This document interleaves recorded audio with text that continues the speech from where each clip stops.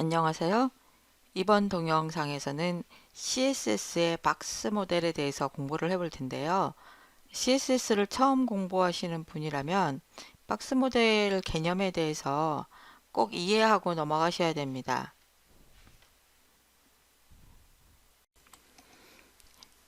이제 박스 모델을 얘기하기 전에 블록 레벨 요소와 인라인 레벨 요소를 비교해 보실 건데요. 블록 레벨 요소라는 것은 그 자체가 브라우저 화면에서 한 줄을 차지하는 것을 가리킵니다. 그리고 인라인 레벨 요소는 자기가 딱 필요한 영역만을 차지하는 것이에요. 지금 두 개의 화면을 보여드리고 있는데 빨간색으로 표시된 오늘이라는 텍스트를 중심으로 봐주세요. 이 두 개의 화면에 제가 일부러 요소마다 테두리를 그리도록 해놨어요. 왼쪽 화면에서 오늘이라는 부분을 검사해 보면 P라는 태그를 사용하고 있고 P라는 태그가 화면의 한 줄을 다 차지하고 있습니다. 이것을 블럭 레벨 요소라고 부릅니다. 반면에 오른쪽에서 오늘이라는 부분을 검사를 해보면 여기는 스팬 태그를 사용을 하고 있어요. 그리고 스팬 태그 위로 마우스 커서를 가져가면 오늘이라는 글자 텍스트만큼만 딱 선택이 되죠. 이 경우에는 필요한 영역만큼만 차지를 해서 그 영역 오른쪽에 다른 내용이 올 수가 있습니다. 이것을 인라인 레벨 요소라고 합니다. 그래서 인라인 레벨 요소 같은 경우에는 블럭 레벨 요소와 인라인 레벨 요소를 명확하게 구별을 하면 특정 요소를 블럭 레벨 요소로 지정을 할 것인지 인라인 레벨 요소로 지정을 할 것인지에 따라서 배치 방법을 바꿀 수가 있습니다. 박스 모델 설명으로 넘어가 볼게요. 박스 모델은 이러한 형태로 구성이 되어 있습니다. 콘텐츠 영역이 있으면 그 콘텐츠 영역을 둘러싸는 패딩과 테두리와 마진으로 구성이 되어 있어요. 패딩이라는 것은 테두리와 콘텐츠 영역 사이의 여백을 말하고요. 마진은 다른 박스 모델과 박스 모델 사이의 여백을 말합니다. 그래서 이 모든 박스 모델은 다 이러한 구성으로 되어 있어요. 이 박스 모델을 한번 웹브라우저 창에서 어떻게 구성되어 있는지 확인을 해보도록 할게요. 방금 전에 보았던 블럭 레벨 요소를 한번 볼까요? 여기 시간이란 그 제목 텍스트를 한번 검사를 해서 보도록 하겠습니다. 여기 오른쪽에 컴퓨티드라는 탭을 클릭을 하면 박스 모델이 바로 보여요.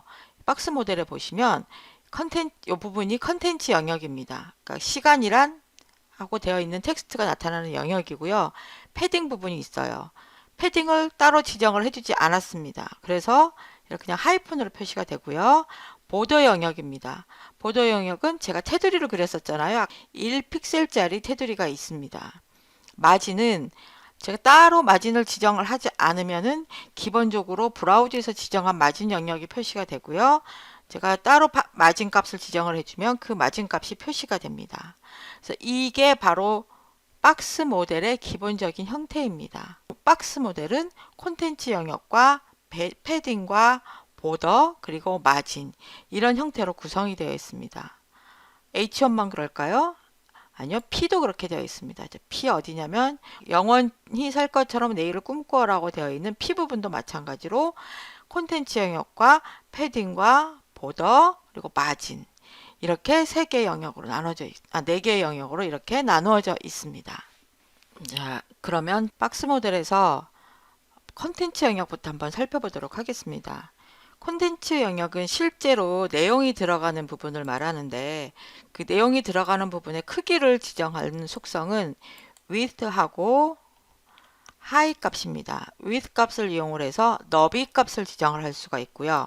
height 값을 이용을 하면 높이 값을 지정을 할 수가 있습니다. 이것을 브라우저로 확인을 해보면 이 너비 값이 200픽셀이고 높이 값은 100픽셀입니다. 만약에 이것을 내가 뭐 300이라고 지정을 하면 너비 값이 이만큼 더 커지겠죠. 높이 값은 마찬가지로 지정을 하실 수가 있습니다. 그래서 이렇게 너비 값과 높이 값을 지정을 할 수가 있는데, 패딩은 그 테두리 값과 컨텐츠 영역 사이의 여백이라고 했고요. 여기 테두리는 10픽셀로 지정을 했습니다. 박스 모델에는 패딩, 보더, 마진, 또 기타 기타 속성을 지정을 할 수가 있는데, 실제로 박스 모델이라는 것을 이용을 해서 여러 개의 요소를 배치를 하다 보면 이 박스 모델의 전체 너비 값은 이 콘텐츠 영역의 너비만이 아니라 패딩이라든지 이 테두리 너비라든지 이것에 의해서 영향을 받게 됩니다.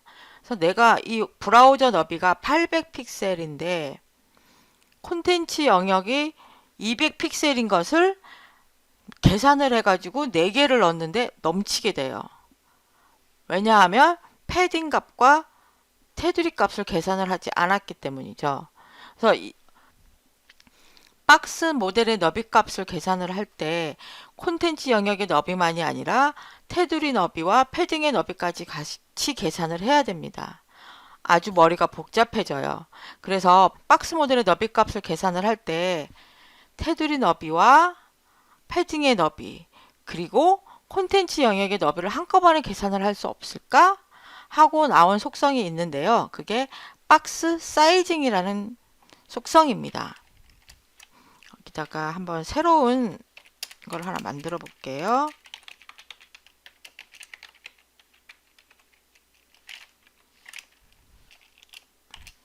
그래 놓고 이렇게 해줬어요. 여기까지는 똑같죠. 근데 여기다가 박스 사이징이라는 속성을 넣어줬는데 박스 모델의 너비를 계산을 할 때 보더 박스까지 계산을 해줘라. 원래는 위드 값을 200픽셀이라고 했는데 보더 박스까지 다 계산을 해서 200픽셀 안에 넣어줘라 라고 지정을 한 거예요. 저장을 해보겠습니다. 어떻게 다른지 한번 브라우저 창에서 보도록 할게요. 검사를 해서 잠깐만요. 옮겨 보겠습니다.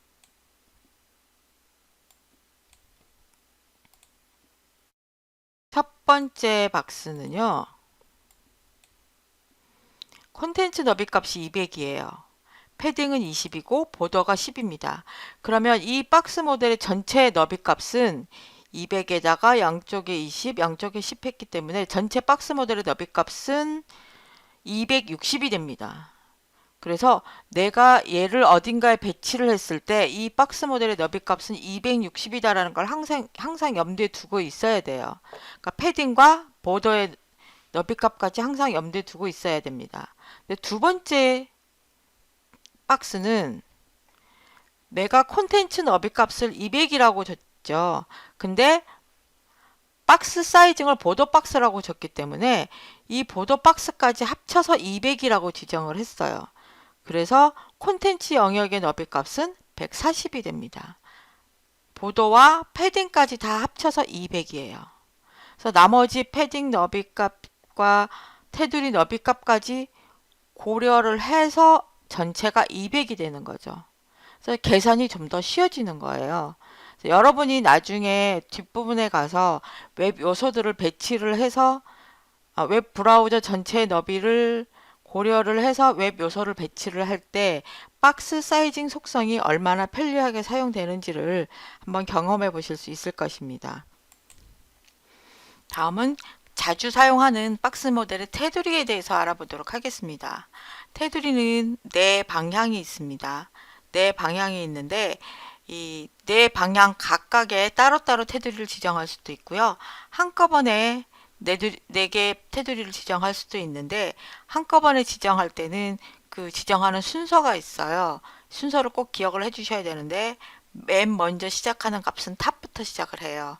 탑, 라이트, 바텀, 레프트 이 순서를 꼭 기억을 해 두시고요. 이 순서는 테두리만이 아니라 패딩이나 마진이나 똑같습니다. 탑부터 시작을 해서 시계 방향으로 돌아갑니다. 탑, 라이트, 바텀, 레프트 이걸 꼭 기억을 해 두시기 바랍니다. 그리고 테두리에서 사용할 수 있는 스타일과 다음에 두께를 지정하는 border width, 그다음에 색상은 border color 이렇게 있는데요. 이거를 모두 합쳐서 border라는 속성으로 지정을 하실 수도 있습니다. 이 보더 스타일과 보더 컬러, 보더 위스 여러 가지 속성 중에서 가장 먼저 지정을 해 주셔야 될 것은 보더 스타일이에요. 보더 스타일이 지정이 되지 않으면 테두리가 그려지지 않습니다. 그런데 여러 개를 한꺼번에 묶어서 나타내는 보더 속성일 경우에는 어떤 것을 먼저 지정하셔도 상관이 없어요. 하지만 각각 따로따로 지정을 할 경우에는 보더 스타일을 먼저 지정을 해 주셔야 돼요. 보더 스타일에는 어떠한 형태의 테두리를 그릴지를 나타내는 건데 노는 테두리를 그리지 않습니다. 그 다음에 히드는 감추는 거예요. 그다음에 솔리드는 실선, 다티드는 점선. 예, 각각 여러 가지를 사용을 하고요. 보더 위드는 굵기를 나타냅니다. 두께죠. 이렇게 키워드를 사용하실 수가 있어요. 뭐 thin, medium, thick 이런 키워드를 사용하실 수도 있고 픽셀 값을 사용할 수도 있습니다. 그리고 내 방향을 따로따로 지정을 하고 싶다면 이렇게 각각 4개의 값을 지정하실 수도 있습니다. 아까 방향을 말씀드렸죠? 탑, 라이트, 바텀, 레프트 이렇게 말씀을 드렸었고요. 만약에 2개의 값만 있다면 탑, 라이트, 바텀, 레프트 그러니까 탑과 바텀, 라이트와 레프트 이렇게 지정을 하시면 되고 혹시나 3개만 있다 그럴 경우에는 탑, 라이트, 바텀 레프트가 빠졌죠. 레프트가 빠졌을 경우에는 레프트에 마주보는 방향 라이트의 값을 사용하게 됩니다. 근데 보통 이렇게 3개만 사용하는 경우는 없고요. 하나만 사용했을 경우에는 4군데가 모두 같은 값을 가지게 되고 2개가 사용했을 경우에는 왔다 갔다 해서 같은 값을 사용하게 되고요. 4개가 사용됐을 경우에는 탑, 라이트, 바텀, 레프트 그 4개 방향대로 사용을 하게 됩니다. 보더 컬러의 경우에는 지난 텍스트 스타일 할 때 제가 설명드렸던 것처럼 색상 이름이나 16진수 값이나 RGB 값이나 그런 여러 가지 값을 사용하게 됩니다. 그리고 가장 흔히 많이 사용하는 방법은 이 보더라는 속성에 묶어서 사용하는 거예요. 여기다가 밑에 보시는 것처럼 굵기나 스타일, 색상을 한꺼번에 묶어서 사용을 해주시면 돼요. 그러면은 4군데 방향에 똑같이 굵기와 스타일과 색상이 한꺼번에 지정이 됩니다. 또는 보더 탑 해놓고 거기다가 스타일이나 굵기, 색상을 지정을 해주시면 그 한 군데 방향에만 뭐 보더 탑이나 보더 바텀이나 보더 라이트 한 군데 방향에만 테두리가 그려집니다. 네, 지금 보고 계신 문서에는 제목 텍스트와 텍스트 단락이 하나가 있습니다. 여기다가 한번 테두리를 넣어 보도록 할게요. 위에 있는 제목 텍스트에다가는 밑줄을 한번 그어 볼 건데요. 텍스트 데코레이션을 사용을 해서 그을 수도 있겠지만 보더 속성을 이용을 해 볼게요. 보더를 그리는데 밑에만 제가 밑줄을 그어 보겠습니다. 2줄짜리를 한번 그어 보고 싶어요. 굵직하게 한 3픽셀짜리로 2줄 더블을 보더 스타일을 더블로 줄 거고요. 색상은 블루로 한번 그어 보겠습니다. 그래서 저장을 하면 박스 모델 밑에 2줄짜리 더블로 된 3픽셀짜리 밑줄을 그을 수가 있습니다. 간단하죠? 그러면 자 텍스트 단락에다가는 내 방향에 점선을 한번 그어 볼까요? 여기다가는 보더를 그리는데 내 방향을 똑같이 하고 싶다. 그리고 나는 여기다가 2픽셀짜리 점선을 그리고 싶어요. 다티드로 넣고 싶고 무슨 색깔을 넣어볼까요? 빨강을 넣고 싶다. 그러면 이렇게 다티드로 넣고 싶어요. 이렇게 간단하게 넣을 수가 있고 다티드를 만약에 솔리드로 바꾸면 실선을 그릴 수도 있겠죠. 이렇게 간단하게 테두리를 그릴 수가 있고요. 테두리를 보통은 이렇게 직사각형 형태로 넣게 되는데 꼭지점 부분을 라운딩 처리를 할 수가 있습니다. 이때 사용하는 속성은 border radius라는 속성입니다. border radius라는 속성은 뭐냐면 이 꼭지점 부분에 원이 하나 들어가 있다라고 생각을 하는 거예요. 이 원이 들어가 있어서 원의 반지름 값만 지정을 해주면 그 부분이 둥글게 처리가 됩니다. 자, 한번 해볼게요. 이 텍스트 단락에 테두리를 그렸는데 이 꼭지점 부분에 원이 한 10픽셀짜리가 들어가 있다라고 한번 지정을 해보겠습니다. 바로 이 부분에 둥글게 처리가 된 것을 볼 수가 있습니다. 원래는 꼭지점이 뾰족한 직각이었는데 여기 나는 10픽셀짜리 원이 들어가 있다, 반지름 10픽셀짜리 원이 들어가 있다라고 지정을 하니까 둥글게 처리가 됐어요. 여기다가 한 30픽셀짜리가 들어가 있다, 좀 더 큰 원이 들어가 있다라고 지정을 해볼까요? 그럼 더욱 둥글게 처리가 됩니다. 픽셀 값 대신에 퍼센트로 지정을 하실 수도 있습니다. 이렇게 퍼센트로 하게 되면 이 전체 너비 값의 퍼센트예요. 그러니까 가로 너비 값의 5%, 세로 너비 값의 5% 이렇게 지정을 하는 것입니다. 그래서 이렇게 살짝 둥글게만 처리가 됐죠. 픽셀 값이나 퍼센트 값으로 지정을 하실 수도 있어요. 이 보더 레디어스를 사용을 해서 이미지 부분을 처리할 수도 있는데요. 보더 레디어스를 이용을 해서 이 이미지를 한번 둥글게 바꿔보겠습니다. 자, 스타일을 이용을 해서 서클이라고 한번 이용을 해보고 이름을 붙여보고 보더 레디어스 그래서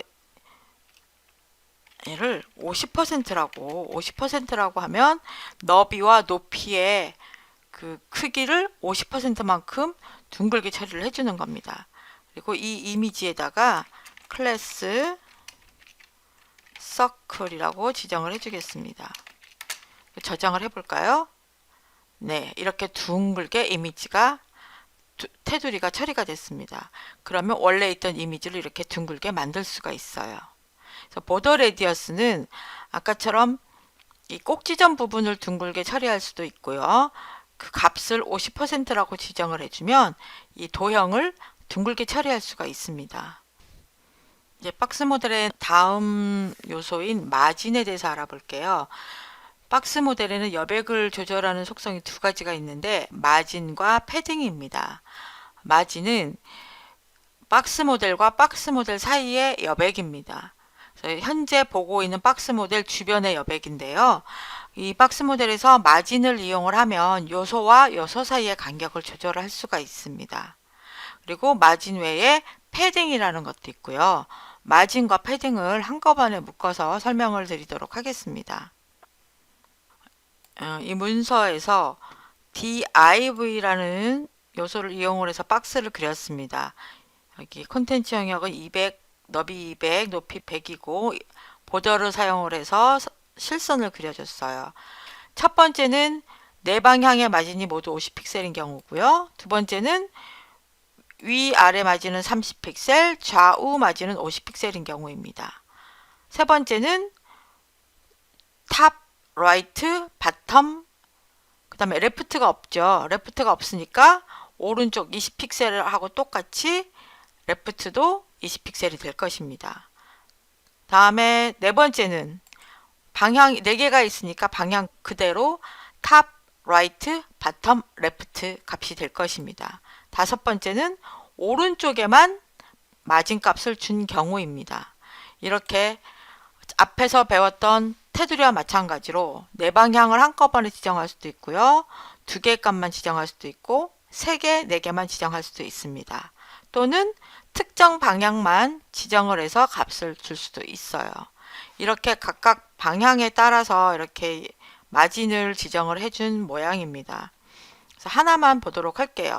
첫 번째 마진 1을 지정했을 경우에 값을 50픽셀로 줬기 때문에 확인을 해보면 네 방향에 모두 50픽셀의 마진 값이 적용이 된 것을 확인할 수가 있습니다. 이 마진을 사용을 할 때 주의하셔야 될 게 있는데 마진 중첩이라는 현상입니다. 마진 중첩이라는 것은 요소를 세로로 배치할 때 마진과 마진이 만나면 그 마진이 2배가 되지 않는다는 거예요. 박스 1, 박스 2, 박스 3가 있는데 이 각각의 마진이 30픽셀이다. 그랬을 경우에 박스 1과 박스 2가 세로로 배치되면 첫 번째 박스의 아래 마진 30픽셀과 두 번째 박스의 윗 마진 30픽셀이 만나면 이 사이가 60픽셀이 될 것 같잖아요. 근데 실제로는 30픽셀만 표시가 됩니다. 이것은 세로로 배치했을 때 마진과 마진이 만나면 마진 값이 큰 쪽으로만 표시가 된다는 것입니다. 이게 30과 30이 값이 같으니까 하나만 표시가 되는데 한쪽이 30픽셀이고 한쪽이 50픽셀이다 그러면 50픽셀만 나타나는 것이죠. 그래서 마진과 마진이 두 개가 중첩이 됐을 때 큰 값으로 적용이 된다는 뜻입니다. 가로로 배치될 경우에는 상관이 없지만 세로로 배치될 경우에 마진 값이 큰 쪽으로 겹쳐진다는 뜻입니다. 이 마진이 중첩된다는 것을 염두에 두고 웹 요소를 배치해야 된다는 것을 꼭 기억해 두시기 바랍니다. 그리고 이제 패딩 속성이 남았는데 패딩 속성은 웹 콘텐츠하고 밖에 테두리 사이의 여백입니다. 이 패딩을 지정하지 않게 되면 테두리를 그렸을 때 안에 있는 내용과 테두리가 바짝 붙어서 보기가 좋지 않겠죠. 그래서 이 패딩을 적절하게 조절을 해 주어야 내용을 읽기가 편하게 됩니다. 패딩을 지정하는 것은 앞에서 마진을 지정한 것과 똑같습니다. 4개의 방향을 한꺼번에 지정할 수도 있고요. 2개씩 따로 지정할 수도 있고 아니면 각각 따로 지정할 수도 있습니다. 지금까지 박스 모드를 보셨으니까 지난 시간에 표 스타일을 공부하면서 배웠던 걸 한번 다시 복습을 해볼게요. 여기서 테이블 스타일을 지정을 할 때 캡션 사이드를 바텀으로 했었고요. 여기다가 보더를 1픽셀 솔리드 이렇게 지정했던 게 어떤 의미였는지 기억이 나시나요? 테두리를 지정을 해준 것이었습니다. 그리고 TD와 TH 여기에서도 마찬가지로 보더를 지정을 했었죠. 이것도 1픽셀 솔리드 이렇게 테두리를 지정을 해줬었습니다. 그리고 보더 컬랩스는 한 줄로 표시하기 위해서 컬랩스를 지정을 했었습니다. 또한 이 테두리와 콘텐츠 사이에 너무 딱 붙어 있었기 때문에 패딩을 지정을 해서 보기 좋게 좀 띄워줬었죠. 이렇게 띄워줬었어요. 이게 모두 보더나 패딩이나 우리가 조금 전에 공부했던 박스 모델에서 살펴본 속성들이었어요. 이런 박스 모델에 있던 개념들이 웹 요소들에서 스타일을 지정하면서 필요했던 속성들이었습니다. 네, 지금까지 박스 모델의 개념과 박스 모델에서 사용하는 기본적인 속성들에 대해서 살펴보았습니다. 다음 시간에는 웹 요소들을 배치하기 위해서 알아두어야 될 속성과 웹 문서 레이아웃을 만드는 방법들을 알아보도록 하겠습니다. 감사합니다.